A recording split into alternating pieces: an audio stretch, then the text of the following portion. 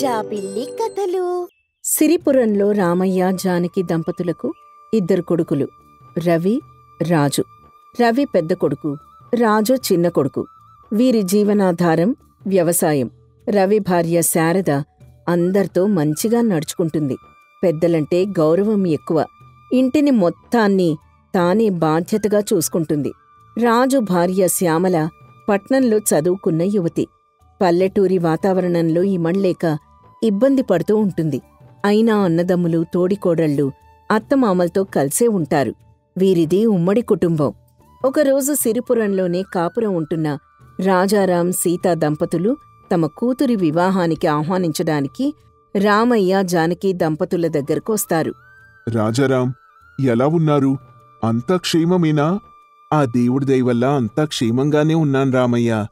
మీలాంటి పెద్దల ఆశీర్వాదం వల్ల అందరం క్షేమంగా ఉన్నాం అన్నయ్యగారు. భలే దాని వదినా. అవును, మీ అమ్మాయికి పెళ్లి కుదిరిందని విన్నాను. అవునదినా, ఆ విషయం గురించి చెప్పడానికే మేమీరోజు మీ దగ్గరకొచ్చాం. నిజమా? ఎంత మంచి శుభవార్త చెప్పావు. ఇంతకీ పెళ్ళెప్పుడు? వచ్చే నెల 9వ తేదీన మా ఇంట్లోనే ఘనంగా పెళ్లి జరిపించేందుకు పెద్దలు సుముహూర్తం నిశ్చయించారు. మీరు సకుటుంబ సపరివార సమేతంగా వచ్చి నూతన వధూవరులను ఆశీర్వదించాలని మా విన్నపం. మాకు మీ విన్నపాలు వద్దుగాని తినుబండారాల్ని మాత్రం పంపించండి అన్నవుతాడు రామయ్య. ఇది విన్న జానకి, సీత, రాజారాం కూడా నవ్వుతారు. మీలాంటి మంచి మనసున్న వాళ్ళ ఆశీర్వదిస్తే నా కూతురి కాపురం బావుంటుందని చిన్న ఆశ. అందుకే కుటుంబం అందరూ కలిసొచ్చి నా కూతురు జీవితం బావుండాలని దీవించండి. తప్పకుండా మేమందరం వస్తాం వదినా. ఇంకా చాలా పనులు మిగిలున్నాయి. చాలా ఏర్పాట్లు చేయాలి. మరి మేం వెళ్ళొస్తాం. అదేమిటోయ్, మా ఇంటికొచ్చి కనీసం టీ కూడా తాగకుండా వెళ్ళిపోతావా? వెళ్ళిన ప్రతి చోట టీలు, కాఫీలు తాగి వస్తున్నావు. మళ్ళీ అంటే అని అంటూ ఉండగాని టీ తీసుకొని అక్కడికొస్తున్న శారద ఇలా అంటుంది. అంటే అందరి దగ్గర టీలు, కాఫీలు తాగి మా ఇంట్లో మాత్రం తాగకుండా వెళ్ళిపోతారా? అలా ఎలా కుదురుతుంది? అని నవ్వుకుంటూ అక్కడున్న వాళ్ళందరికీ టీ తీసుకొచ్చి ఇస్తుంది. అందరూ టీ తీసుకొని తాగుతూ, ఏంటా ఇంట్లో సందడి కనిపించటం లేదు అనుకున్నాను. వచ్చేసావా? అవునండి, నిజమే. శారద ఎక్కడుంటే అక్కడ సందడి నెలకొంటుంది. అంతా మీ అభిమానం పిన్నిగారు. ఇంకా మా అత్తమామల ఆశీర్వాదం వలన ఇలా అందరితో అనుకూలంగా ఉండగలుగుతున్నాను. అటువంటి ఆశీర్వాదమే నా కూతురికి కూడా అందాలని మిమ్మల్ని అందర్నీ పెళ్లికి ఆహ్వానించడానికి వచ్చామమ్మా. మీ కుటుంబం మొత్తం 2 రోజులు ముందుగానే మా ఇంటికి రావాలి. మరీ 2 రోజులేనా బాబాయ్ గారు? మేమింకా వారం ముందుగా వద్దామనుకుంటే నువ్వొస్తావంటే మేమొద్దంటామా? ఇప్పుడే తీసుకొని వెళ్ళిపోతాం. బయలుదేరు. నువ్వు మా ఇంటికొస్తే పెళ్లి సందడి ఈ రోజునుంచే మొదలైపోతుంది. బాగా చెప్పావు. సరే మరి, సమయం మించిపోతోంది. మేం బయలుదేరుతాం. మీ అందరూ తప్పకుండా పెళ్లికి రావాలి. తప్పకుండా వస్తాం. మీరు వెళ్ళిరండి. రాజారాం, సీత అక్కడ్నించి వెళ్ళిపోతారు. ఇంతలో అక్కడికి శ్యామలొస్తుంది. శ్యామల్ను చూసి శారద ఇలా అంటుంది. శ్యామల, మన రాజారాం బాబాయ్ గారి కూతురు పెళ్లి వచ్చే నెల 9వ తేదీన జరుగుతుందట. మనందర్నీ రమ్మని ఆహ్వానించారు. మీకు చెప్పారుగా, మీరు వెళ్ళిరండి. మాకు మాత్రమే కాదు, మనందరికీ కలిపే చెప్పారు. మనందరం కలిసి పెళ్లికి వెళ్ళాలి. ఏమో, ఆ సమయానికి నాకే పని లేకపోతే వస్తాను అనుకుంటూ చిరాగ్గా అక్కడ్నించి వెళ్ళిపోతుంది. తన ప్రవర్తన చూసి రామయ్య జానకితో ఇలా అంటాడు. జానకి, మన చిన్న కోడలు పెద్ద కోడల్లా కలివిడిగా ఉండటం లేదు. కారణం ఏంటంటావ్? ఏముందండి, మన పెద్ద కోడలు పల్లెటూరి వాతావరణం, ఉమ్మడి కుటుంబంలో పెరిగింది. అందుకని తనందర్నీ తనవాళ్లుగా భావించి అందర్తో ప్రేమగా నడుచుకుంటుంది. మన చిన్న కోడలు అలా కాదు. పట్నంలో చదువుకుంది. ఇంట్లో ఒక్కతే కూతురు. అందువల్ల నలుగురితో కలివిడిగా కలవలేకపోతోంది. పోను పోను తనే తెలుసుకుంటుందిలేండి. అక్కడికొచ్చిన శారద శ్యామల గురించి రామయ్యతో ఇలా అంటుంది. మావయ్య, శ్యామల చిన్నపిల్ల. ఇంకా తనకి లోకజ్ఞానం తెలీదు. తొందరపడి నోరు జారుతుందేగాని మనిషి మాత్రం మంచిది. ఇప్పుడెలాగో మన ఉమ్మడి కుటుంబంతో కలిసింది కదా, త్వరలోనే అందర్తో కలివిడిగా ఉంటుంది. సరే తల్లి, నీ మాట నేనెప్పుడైనా కాదన్నానా? కాని తన నోటి దురుసు వల్ల నలుగురిలో మన కుటుంబం పరువు పోగొట్టే విధంగా ఏవైనా చేస్తుందేమోనని భయంగా ఉంది. అలాంటిదేం జరగదులేండి మావయ్య, అదంతా నేను చూసుకుంటానుగా. చూశారా అండి, శారద తన తోడికోడల్ని ఎలా వెనకేసుకొస్తోందో? అందరూ నవ్వుకుంటారు. రోజులు గడుస్తూ ఉంటాయి. పెళ్లికి వెళ్లాల్సిన సమయం ఆసన్నమవుతుంది. ఇంట్లో అందరూ పెళ్లికి బయలుదేరుతూ ఉండగా శ్యామల మాత్రం రావడానికి తిరస్కరిస్తుంది. శ్యామల, ఇంట్లో అందరూ పెళ్లికి బయలుదేరుతూ ఉంటే ఈ సమయంలో మొండి పట్టుపడతావేంటి? నువ్వు కూడా బయలుదేరు, అందరం కలిసి పెళ్లికి వెళ్దాం. నేను రానండి. వాళ్లేమీ నాకు పెళ్లికి రమ్మని చెప్పలేదు. ఎవరికైతే చెప్పారో వాళ్లే వెళ్తారు. అంతేగాని లేనిపోని ఆర్భాటాలు చేసుకుని ఇప్పుడు నేనక్కడికి రాను. పెళ్లికి పిలిచేటప్పుడు సకుటుంబ సపరివార సమేతంగా రమ్మని పిలుస్తారు. అంతేగాని ఇంట్లో మనిషి మనిషికి పేరున పెళ్లికి రమ్మని చెప్పరు. ఇంటి పెద్దకు విషయం చెప్తే అది ఇంట్లో అందరికీ చెప్పినట్టే. ఈ పాటి విషయం కూడా తెలుసుకోలేను నువ్వు. పట్నంలో ఏం చదువుకున్నావు? చూడండి, నన్ను నా చదువుని చులకనగా మాట్లాడితే నేను ఊరుకోను. పెళ్లికి మిమ్మల్ని పిలిస్తే మీరు వెళ్ళండి, నేను మాత్రం రాను. ఇంతలో అక్కడికి జానకొస్తుంది. పరిస్థితిని అర్థం చేసుకున్న జానకి తన చిన్న కోడలతో ఇలా అంటుంది. చూడమ్మా శ్యామల, ఊళ్ళో పెళ్లి జరిగేటప్పుడు ఇంటిల్లిపాదిని పెళ్లికి ఆహ్వానిస్తారు. అందరం కలిసికట్టుగా వెళ్లడం సంప్రదాయం. నువ్వీ ఊరికి కొత్తగా వచ్చావు. ఇంకా ఇక్కడ అలవాట్లను నువ్వు అలవర్చుకోలేదు కాబట్టి నీక్కొంచెం ఇబ్బందిగానే ఉంటుంది. అయినా ఇది కుటుంబానికి సంబంధించిన విషయం కాబట్టి అర్థం చేసుకుని పెళ్లికి బయలుదేరు. అత్తయ్యగారు, మీరు మీ పెద్ద కోడల్ని తీసుకుని పెళ్లికి వెళ్ళండి. అన్ని విషయాలకి తనని ముందుంచుతారు కదా, తనతోనే వెళ్ళండి. ఈ మాత్రం దానికి నేనెందుకు? అమ్మా శ్యామల, నువ్వు పట్నంలో చదువుకొనొచ్చిందానివి. ఇక్కడి కట్టుబాట్లు నీకు పూర్తిగా తెలియదు. కాని శారద పల్లెటూరులో పుట్టి ఉమ్మడి కుటుంబంలో పెరిగిన పిల్ల. అందువల్ల తనకిలాంటి విషయాలన్నీ ముందుగా తెలుసు. అందుకే తనని ముందుంచి మాట్లాడతాను. నీకు తెలియని వారి ముందుకు తీసుకెళ్తే నువ్వు వారు అడిగే ప్రశ్నలకి సమాధానం చెప్పలేక ఇబ్బంది పడతావు. అదే శారదైతే తనకు తెలియని వ్యక్తులతో కూడా ఇట్టే అల్లుకుపోతుంది. అంతేగాని నువ్వంటే చిన్నచూపు ఏమాత్రం కాదు. కాలం గడిచే కొద్దీ ఇక్కడి విషయాలు నీకే అర్థమవుతాయి. ఆలస్యమవుతోందమ్మా, త్వరగా బయలుదేరు, పెళ్లికి వెళ్దాం అని జానకక్కడ్నించి వచ్చేస్తుంది. ఎట్టకేలకి రాజు ఆమెను ఒప్పించి పెళ్లికి అందరూ కలిసి బయలుదేరతారు. కుటుంబ సమేతంగా అందరూ పెళ్లికి రావడాన్ని చూసి రాజారాం, సీత లోనికి వాళ్లని ఆహ్వానిస్తారు. రండి, మీకోసమే ఎదురు చూస్తున్నాను. మీరొచ్చేసరికి మా ఇంట్లో పెళ్లి సందడి మొదలైపోయింది. మీ కుటుంబం చూశారా ఎంత చక్కగా ఉందో? మీలాంటి మంచి మనుషుల ఆశీర్వాదం అందితే నా కూతురి కుటుంబం కూడా మీ కుటుంబంలాగే సంతోషంగా ఉంటుంది. అలాగే పిన్నిగారు, ఇంతకీ పెళ్లి కూతురెక్కడా అనుకుంటూ శారద అందరితో కలిసి మాట్లాడుతూ ఇల్లంతా సందడి చేస్తూ ఉంటుంది. తనను చూసి తన తోడికోడలు శ్యామల మాత్రం ఈర్ష్యతో రగిలిపోతూ ఉంటుంది. పెళ్లికొచ్చిన వాళ్ళందరూ శారద కలుపుగోల్తనాన్ని చూసి శారదని మెచ్చుకుంటూ ఉంటారు. అది చూసిన శ్యామల తట్టుకోలేకపోతుంది. చూసావా, శారద తెలియని వారిని తెలిసిన వారిని ఎంత సందడిగా పలకరిస్తోందో. ఎంతైనా మన ఊరి పిల్ల గొప్పది. అవునండి, రామయ్య గారి పెద్ద కోడలి స్థానం, దానికున్న పరువు గౌరవాన్ని శారద ఎంతగానో నిలబెడుతోంది. కాని వాళ్ల చిన్న కోడలు శ్యామల్లో ఆ చురుకుదనం కనిపించటం లేదు. వాళ్ల మాటలు విన్న శ్యామల కోపంతో రగిలిపోతుంది. ఎలాగైనా శారదను చులకన చేయాలనే భావంతో తనెక్కడుందో వెతుకుతుంది. ఇంతలో శారద వంటగదిలో వంట చేస్తూ ఉండగా శ్యామల వెనకాలి వెళ్లి తన చీర కొంగును పక్కనున్న పొయ్యి మీద వేసి పరిగెడుతుంది. గాలి తగలడం వల్ల చీర కిందకు పడిపోతుంది గాని ఎటువంటి ప్రమాదం జరగదు. అది చూసిన శ్యామల ప్రకృతి కూడా శారదను కాపాడుతుందని అసూయపడుతుంది. దీనివల్ల నా తల పగిలిపోతోంది. అందరూ దాన్నే మెచ్చుకుంటున్నారు తప్ప నన్నసలెవ్వరూ పట్టించుకోవడమే లేదు. దీనివల్ల నేను చులకన కావాల్సొస్తోంది. ఎలాగైనా దీని పీడ వదిలించుకోవాలి. ఆఖరికి ప్రకృతి కూడా దానికి సహాయం చేస్తోంది. ఏం చేసి దాని ఆట కట్టించాలి అని ఆలోచిస్తూ ఒక గదిలో అటూ ఇటూ తిరుగుతూ ఉంటుంది. ఇంతలో తననెవరో పిలిచినట్టనిపించి పెళ్లి వంటలు తయారు చేసే చోటికి వెళ్తుంది. ప్రమాదవశాత్తు శ్యామల చీర కొంగు పొయ్యిలో పడి నిప్పంటుకుంటుంది. భయపడుతూ కేకలు వేస్తూ పరిగెడుతుంది. ఇంతలో అటుగా వచ్చిన శారద పక్కన ఉన్న బకెట్లో నీళ్లను తనపై పోసి శ్యామలను కాపాడుతుంది. మొత్తం కుటుంబం అక్కడికొస్తారు. చాలా పెద్ద ప్రమాదం తప్పింది. లేదంటే పెళ్ళింట్లో ఏదైనా ప్రమాదం జరిగితే ఈ పెళ్ళ ఆగిపోయి ఉండేది. దేవుడి దయవల్ల ఎటువంటి ప్రమాదం జరగకుండా ఆపగలిగావు. శ్యామల, కాస్త జాగ్రత్తగా ఉండొద్దు. చూడు, సమయానికి వదిన రాకపోతే ఏం జరుగుండేదో. సరేలేరా, అయ్యిందేదో అయ్యింది. కావాలని ఎవరైనా చీర కొంగుకి నిప్పంటించుకుంటారా? ముందు నీ భార్యను తీసుకుని ఇంటికి వెళ్ళు. తను చీర మార్చుకుంటుంది. సరే అని తన భార్యను తీసుకుని రాజు ఇంటికి వెళ్తాడు. శ్యామల చీర మార్చుకుంటుంది. మళ్ళీ ఇద్దరూ కలిసి పెళ్లికొస్తారు. పెళ్లి ఎటువంటి ఆటంకం లేకుండా ఘనంగా జరుగుతుంది. పెళ్లి తంతు మొత్తం ముగించుకుని ఇంటికొచ్చిన తర్వాత మరుసటి రోజు శ్యామల తను చేసిన పనికి పశ్చాత్తాపంతో శారద దగ్గరకొచ్చి, అక్కా, నన్ను క్షమించక్కా. నేను క్షమించరాని తప్పు చేశాను. కాని మంచివాళ్లని దేవుడు ఎల్లవేళలా కాపాడుతూ ఉంటాడని నువ్వు నిరూపించావు.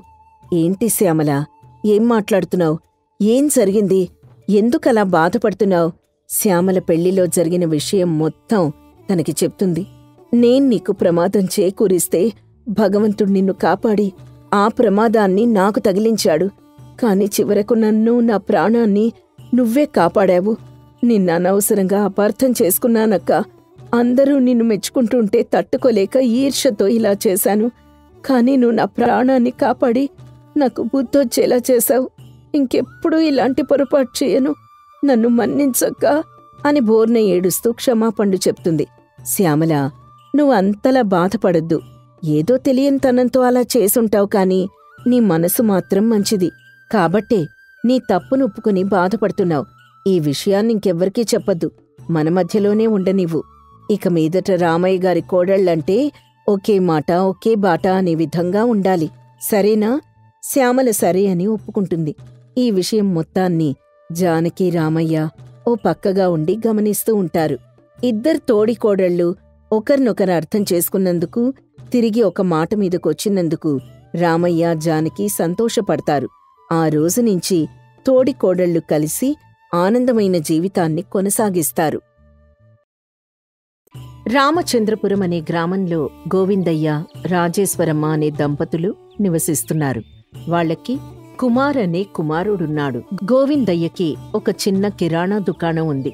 దానిమీదే ఆధారపడి వాళ్ల కుటుంబం జీవనం సాగిస్తూ ఉండేది. రాజేశ్వరమ్మ కుమార్కి పెళ్లి చేయాలనుకుని గోవిందయ్యతో కలిసి శాస్త్రిగారిని కలవడానికి వాళ్ల ఇంటికి వెళ్ళింది. ఏమిటమ్మా రాజేశ్వరమ్మా, గోవిందయ్య గారిని తీసుకునొచ్చావు?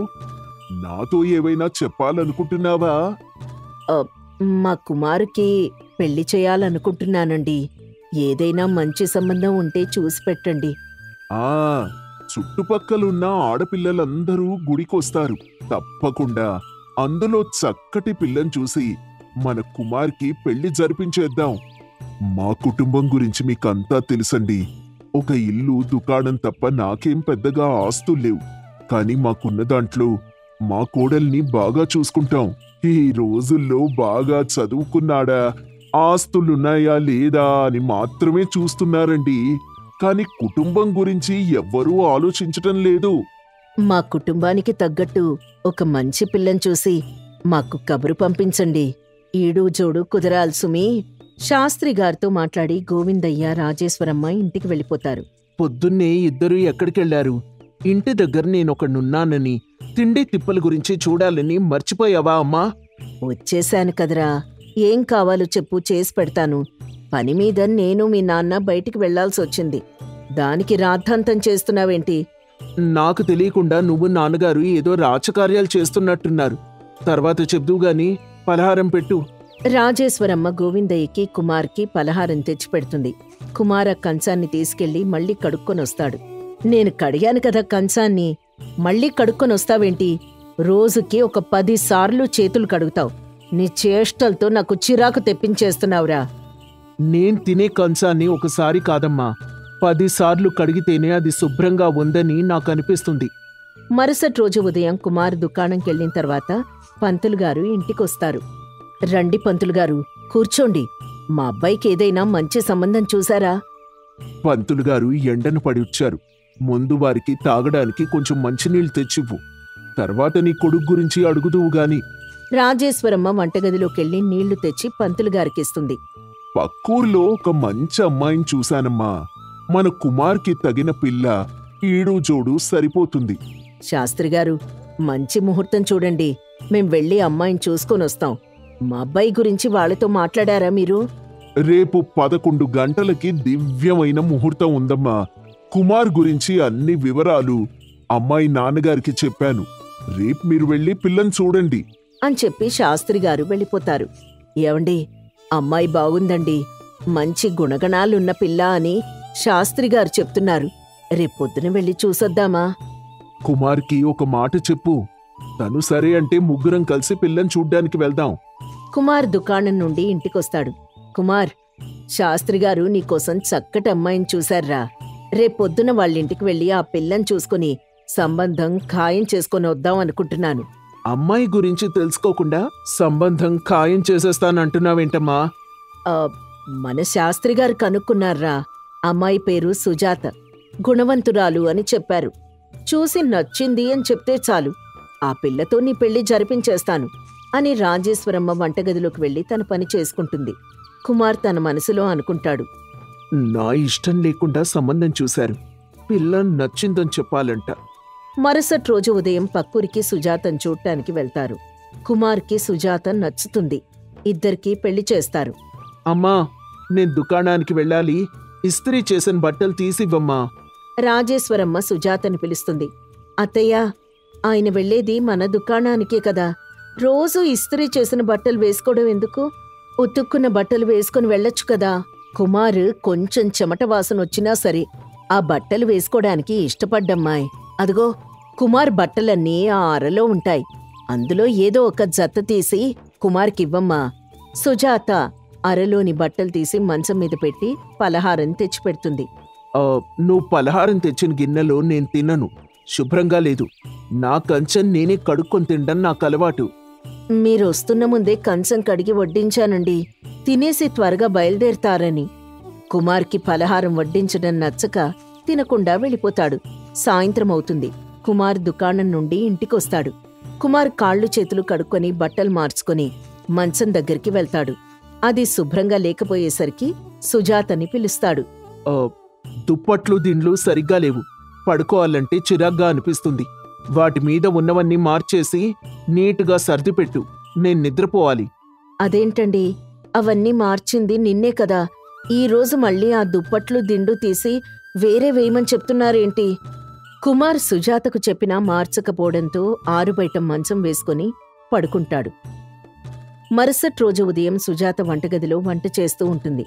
కుమార్ వంటగదిలోకి సుజాతతో మాట్లాడటానికి వెళ్తాడు. వంట చేసేటప్పుడు కూరగాయలు ఆ పాత్రలు 2-3 సార్లు కడిగే అలవాట్లేదా? చేతులు కూడా మాటిమాటికి కడుక్కోవడం అలవాటు చేసుకో. అదేంటండి, అన్నీ కడిగిన పాత్రలు, కడిగిన కూరగాయలు మళ్ళీ కడగమని చెప్తున్నారేంటి? అయినా చేతులు ఎందుకండి మాటిమాటికి కడుక్కోవడం? కుమార్కి సుజాత వంట చేసే పద్ధతి నచ్చక సరిగ్గా భోజనం చేయడం మానేస్తాడు. ఉదయం దుకాణానికి బయలుదేరుతూ సుజాతని పిలుస్తాడు. సుజాత, గది మొత్తం దుమ్ము ధూళితో ఉంది, సాయంత్రం వచ్చేసరికి శుభ్రం చేసిపెట్టు. నాకేమీ గది దుమ్ము ధూళితో కనిపించటం లేదండి, 2 రోజుల క్రితమే శుభ్రం చేసి పెట్టాను. కుమార్ సాయంత్రం దుకాణం నుండి ఇంటికొస్తాడు. సుజాత ఆరుబయట తలదువ్వుకుంటూ రాజేశ్వరమ్మతో మాట్లాడుతూ ఉంటుంది. సుజాత దగ్గరికి కుమార్ వెళ్తాడు. సుజాత, నీ తల వెంట్రుకలు గాలికి ఎగిరి ఇల్లంతా పడుతున్నాయి, నడిచేటప్పుడు కాలికి తగిలి చిరాగ్గా అనిపిస్తోంది. వెంట్రుకలు పడిన తర్వాత తుడిచి శుభ్రం చేస్తున్నానండి, 1-2 అక్కడక్కడ కనిపిస్తున్నాయి, దానికే చిరాకు పడితే ఎలా? నువ్వు పడుకున్నప్పుడు దిండు మీద, వంట చేసేటప్పుడు నేల మీద, ఇంట్లో తిరిగిన చోటల్లా వెంట్రుకలు కనిపిస్తున్నాయి. ఏం చెప్తున్నారండి అయితే? ఇప్పుడు నేను గుండు చేసుకోవాలా? జుత్తున్నప్పుడు వెంట్రుకలు రాల్తాయి. అలా సుజాత తల వెంట్రుకలు గాలికి ఇల్లంతా పడుతూ ఉంటే కుమార్ అక్కడ ఉండలేక బయటికి వెళ్ళిపోతాడు. మరుసటి రోజు ఉదయం కుమార్ సుజాతని పిలుస్తున్నా సుజాత పలకదు. సుజాత దగ్గరకొచ్చి, సుజాత, అన్నిసార్లు పిలుస్తున్నా పలకవేంటి? ఏమైంది నీకు? మొహం అదోలా ఉంది. ఒంట్లో వేడి చేసి జలుబు దగ్గు వచ్చేలా ఉందండి, గొంతు నొప్పి వల్ల పలకలేకపోయాను. ఆ చేతులతో పనిచేయకు, జలుబు దగ్గు ఇంట్లో వాళ్ళందరికీ అంటుకుంటాయి అని కుమార్ అంటాడు. సుజాత అక్కడి నుంచి గదిలోకి వెళ్లి పడుకుంటుంది. కుమార్ దుకాణానికి వెళ్ళిపోతాడు. సాయంత్రం కుమార్ ఇంటికొస్తాడు. సుజాత ఇంట్లో కనిపించదు. తల్లిని పిలుస్తాడు. అమ్మా, సుజాత ఇంట్లో కనిపించటం లేదు. ఏదైనా పని మీద బయటికెళ్ళిందా? ఎప్పుడొస్తుంది? తనకి ఒంట్లో నలతగా ఉందిరా. పెళ్ళయిన తర్వాత ఒక్కసారి కూడా పుట్టింటికి వెళ్ళలేదు. వాళ్ళ నాన్న మీద బెంగ పెట్టుకుందేమో అని పంపించాను. కుమార్ మనసులో అనుకుంటాడు. తనొచ్చిన దగ్గర్నుంచి నాకు సరిగ్గా తిండి లేదు, నిద్ర లేదు. ఇంట్లో కూడా ఉండలేకపోయాను. కొన్ని రోజులు పుట్టింట్లో ఉంటే మంచిది. ఇలా రోజులు గడుస్తాయి. నెల రోజులైనా సుజాత రాకపోయేసరికి రాజేశ్వరమ్మ గోవిందయ్యని తీసుకుని సుజాత ఇంటికి వెళ్తుంది. సుజాత తండ్రి వారిని చూసి, నమస్కారమండి, లోపలికి రండి. కూర్చోండి. అమ్మా సుజాత, మీ అత్తయ్య మావయ్య వచ్చారమ్మా. సుజాత వంటగదిలో నుంచి బయటికొస్తుంది. ఏంటమ్మా, మీ నాన్నగారిని చూడాలనుందని చెప్పి ఇన్ని రోజులు ఇక్కడే ఉండిపోయావు. నీ భర్తను వదిలి ఇన్ని రోజులు పుట్టింట్లో ఉండడం మంచిది కాదమ్మా. మీ అబ్బాయి గారి పద్ధతి ఏం బాగలేదత్తయ్యా. ప్రతి దానికి అతిగా శుభ్రం చేయమంటారు. ఆ పద్ధతి నాకు నచ్చక అక్కడి నుంచి వచ్చేశాను. చూడమ్మా, మీ మధ్యన ఏదైనా సమస్య ఉంటే పెద్దవాళ్ళకి ఒక మాట చెప్పాలి. ఇద్దరికీ నచ్చజెప్పి సరిచేస్తాం. ఇలా నీ భర్తను వదిలి వచ్చేయకూడదు. నీకేదైనా సమస్య ఉంటే మీ అత్తయ్య గారికి ఒక మాట చెప్పాలి. అంతేగాని అత్తవారిల్లు వదిలి ఇలా పుట్టింట్లో ఉండడం మంచిది కాదు. వెంటనే మీ ఇంటికి వెళ్ళిపో. రాజేశ్వరమ్మ, గోవిందయ్య సుజాతను తీసుకుని ఇంటికి వెళ్తారు. గదిలో నిద్రపోతున్న కుమార్ దగ్గరికి సుజాత వెళ్తుంది. ఆరోగ్యం బాగలేక అమ్మ పుట్టింటికి పంపింది అని చెప్పింది. ఇప్పుడు బాగుంది కదా, ఇన్ని రోజులు అక్కడే ఉండిపోయావెందుకు? మీ అలవాట్లు నచ్చక భోజనం, నిద్రాలేవు. ఇంట్లో కూడా సరిగ్గా ఉండట్లేదు. మీరలా ఉండడం గమనించి పుట్టింటికి వెళ్ళిపోయాను. నువ్వున్నంతసేపు నేను అలాగే అనుకున్నాను. నువ్వు వెళ్ళిన తర్వాత నువ్వు నా కోసం ఎంత కష్టపడి నా పనులన్నీ చేస్తున్నావో తెలుసుకున్నాను సుజాత. మీరతి శుభ్రంగా ఉంటారని తెలుసండి నాకు. మీకు నచ్చేట్టు ఉండాలని చాలా ప్రయత్నించాను. కానీ నా వల్ల కాలేదండి. ఇక మీదట నువ్వెలా చేసినా నేను సర్దుకోవాలని నిర్ణయించుకున్నాను సుజాత. మన కోసం ఒక బంధం ఏర్పడినప్పుడు కొన్ని లోటుపాట్లు సరిదిద్దుకోవాలని తెలుసుకున్నాను. మీకోసం నేను వంట చేసి చాలా రోజులైంది కదండి. మీకిష్టమైనవన్నీ చేసి పెడతాను అని సుజాత వంటగదిలోకి వెళ్ళిపోతుంది. రాజేశ్వరమ్మ కుమార్తో మాట్లాడుతుంది. కుమార్, నీకోసం ఇంత ఇష్టంగా వంట చేయడానికి వెళ్ళిందా పిల్ల? ఆ పిల్ల మనసుని ఇక మీదట బాధ పెట్టకు. నా చేష్టలతో నా భార్యను బాధ పెట్టానన్న విషయం తెలుసుకుని తనకి నచ్చజెప్పి తీసుకుని రాకపోయి ఉంటే తనక్కడే ఉండిపోయేదమ్మా. ఏ బంధంలో అయినా చిన్న లోటుపాట్లుంటే అవి మాట్లాడుకొని సరిచేసుకోవాలి. అంతేగాని ఆ బంధాన్ని తెగే వరకు తీసుకెళ్లకూడదు. మనం ఈ ప్రపంచంలోకి మనిషి అనే పాత్రని పోషించడానికొచ్చాం. మనలో చెడు ఆలోచన్ని, చెడు ప్రవర్తన్ని ఎవ్వరూ శుభ్రం చేయలేరు.